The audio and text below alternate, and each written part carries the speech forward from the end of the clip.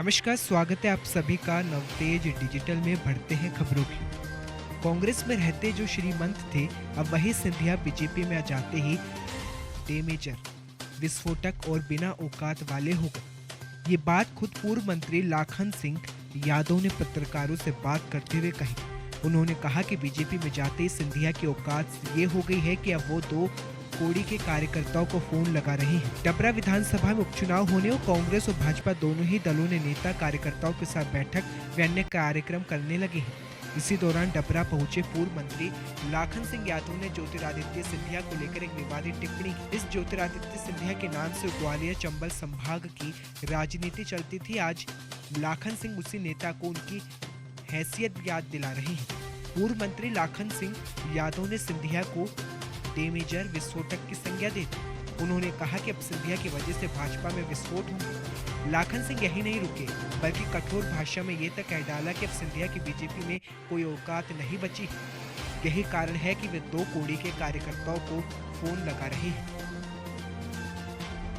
खबर एमपी के टीकमगढ़ से है, जहां एक और प्रदेश की सरकार ग्राम पंचायतों को विकसित, निर्मल, स्वच्छ बनाने की बातें कर रही है। वहीं सरकारी कार्यों में जनपद पंचायत पलेरा की 71 पंचायतों में से अधिकांश ग्राम पंचायतों में कागजी खानापूर्ति करके मजदूरों को मस्टरोल में दिखाकर मशीनरी सिस्टम से काम कराए जा रहे हैं।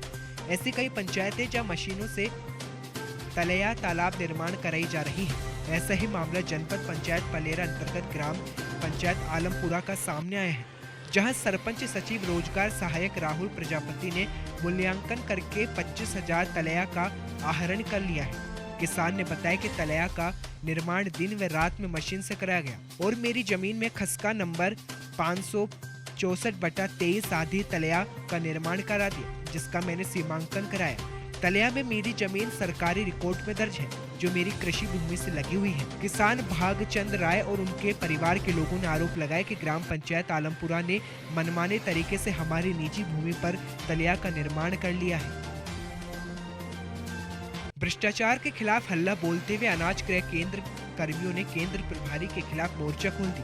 कर्मियों का आरोप है कि क्रय केंद्र पर रखे अनाज की बोरियों से जबरन अनाज चोरी करने का दबाव केंद्र प्रभारी के द्वारा बनाया जा रहा है, जिसको लेकर कर्मचारियों के द्वारा जिला प्रशासन से न्याय की गुहार लगाई गई। कर्मचारियों का आरोप है कि अनाज चोरी करने में क्रय केंद्र प्रभारी का साथ न दिए जाने के चलते उन्हें केंद्र से निकाल दिया गया है। अनाज क्रय केंद्र पनवाड़ी में काम कर अपने परिवार की 2 वक्त की रोटी देने वाले इन कर्मियों ने जिला प्रशासन से न्याय की गुहार लगाई है। पोखरण में कोरोना वॉरियर्स की भूमिका निभा रहे पुलिसकर्मी पोखरण से पदयात्रा कर रामदेवरा पहुंचे। रामदेवरा पहुंचने पर पुलिसकर्मियों ने राम सरोवर तालाब में बैठकर 2 घंटे तक योगा किया। पोखरण सीआई सुरेंद्र प्रजापति की नई पहल का सभी पुलिसकर्मियों ने स्वागत भी किया। राजस्थान के थावला में बजरी खनन रोकने के लिए आईजी अजमेर को शिकायत करने वाले युवक बजरंग पर हमले का मामला सामने आया है। पीड़ित का कहना है कि वे अपने घर जा रहा था, तभी रास्ते में बोलेरो में सवार हमलावरों ने अचानक हमला कर दिया, जिसके चलते पीड़ित को गंभीर चोटें आई हैं। हमला करने वाले आरोपी रघुनाथ बुगालिया को पुलिस ने शांति भंग के आरोप में गिरफ्तार किया है और पुलिस ने आरोपी समेत अन्य 5 से 7 लोगों के खिलाफ मामला दर्ज कर जाँच शुरू कर दी है। मध्य प्रदेश के पन्ना में कोरोना से जुड़े नियमों को उल्लंघन करने पर पन्ना कलेक्टर के आदेश पर कार्रवाई की गई। पन्ना के ब्रजपुर में दुकानों के साथ ही मास्क नहीं पहनने वालों पर 100 रुपए का दंड वसूला गया। इसके साथ ही होम क्वारंटाइन का पालन नहीं करने पर 188 के तहत कार्रवाई के साथ व्यक्ति से 2000 रुपए का दंड वसूल किया जाएगा। ब्रजपुर में नायब तहसीलदार ममता मिक्शा की टीम की ओर से कार्रवाई की गई।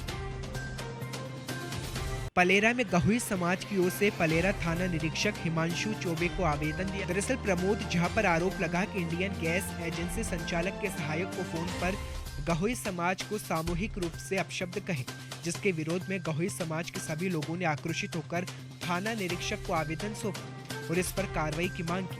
अगर प्रमोद झा के ऊपर कोई कार्रवाई नहीं होती दिखी तो लोगों के द्वारा अपनी दुकानें बंद करके प्रदर्शन किया जाएगा। खबर राजस्थान के झुंझुनू जिले के सिंघाना से है, जहां प्रतिरोधक क्षमता बढ़ाने हेतु यूनानी दवा का वितरण किया गया। यहां यूनानी डॉक्टर एस मोहम्मद के नेतृत्व में करीब 90 लोगों को रोग प्रतिरोधक क्षमता बढ़ाने का काढ़ा बनाकर पिलाया गया, जिसमें डॉक्टर पवन कुमार सैनी, आयुर्वेदिक चिकित्सक अलका शर्मा, डॉक्टर संध्या व समाज सेवी हरीश अग्रवाल आदि का सहयोग रहा। हिंदुस्तान स्काउट गाइड के कार्यकर्ताओं की ओर से जागरूकता के लिए पैम्पलेट बांटे गए। यहाँ जागरूकता पैम्पलेट मेडिकल, ई मित्र, रेस्टोरेंट, बैंक, अस्पताल व सरकारी विभागों में बांटे गए। दरअसल ये पैम्पलेट कोरोना महामारी से जागरूकता फैलाने के उद्देश्य से बांटे गए हैं।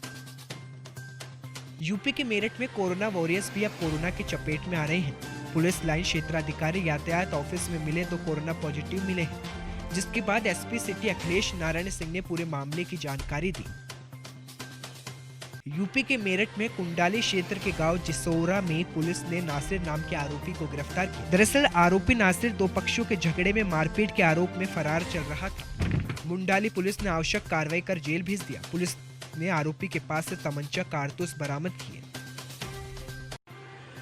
खबर राजस्थान के भरूच से है। यहाँ कुछ दिन पहले यशस्वी मेडिकल कंपनी में आग लगने के तकरीबन 12 लोगों की मौत हो गई थी। वो 50 से ज्यादा लोग झुलस गए थे और इस बात को अभी हफ्ता भर भी नहीं बीता कि एक और घटना अंकलेश्वर जीआईडीसी की हिमानी इंडस्ट्रीज में घटी। यह घटना तब हुई जब रासायनिक प्रक्रिया चल रही थी। इस प्रक्रिया दरमियान रिएक्टर में ब्लास्ट होने से आग लग गई। जब यह ब्लास्ट हुआ तब उसके करीब काम करने वाले मजदूरों को आग ने अपनी चपेट में ले लिया और लोग गंभीर रूप से घायल हुए। सभी 6 लोगों को बड़ौदा की बीएपीएस अस्पताल में ले जाया गया था, जहां पर एक मजदूर की मौत हो गई। खबर यूपी के कानपुर से है, जहां लगातार कोरोना ग्राफ बढ़ रहा है, लेकिन अनलॉक में मिली ढील के बीच लोग कोरोना से बचने के अलग अलग तरीके इजाद कर रहे हैं। कानपुर के केशव नगर के एक सैलून में पीपीई किट पहनकर लोगों के बाल काटे गए। साथ ही आने वाले ग्राहकों को सैनिटाइज भी किया गया। यही वजह है कि खुद को सैलून में सुरक्षित महसूस करते देख सैलून में लोग भी पहुंच रहे हैं।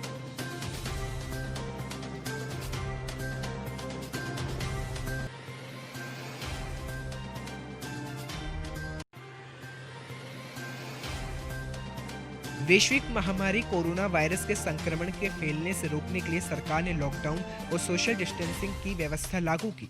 जिम्मेदार अधिकारी इसके लिए दूसरे को नसीहत दे रहे हैं, लेकिन खुद सामाजिक दूरी की खुलेआम धज्जियां उड़ा रहे हैं। इसका जीता जागता उदाहरण कलेक्टर सभागार में बैठक के दौरान देखने को मिला। यहाँ डीएम ब्रह्मादेव राम तिवारी व प्रशासनिक अधिकारी व धर्मगुरुओं के द्वारा आयोजित बैठक में सामाजिक दूरी का जरा भी ध्यान नहीं रखा गया, जबकि जिलाधिकारी ने व्यापारिक गतिविधियों को संचालित करने की छूट देते समय अहम निर्देश दिए थे।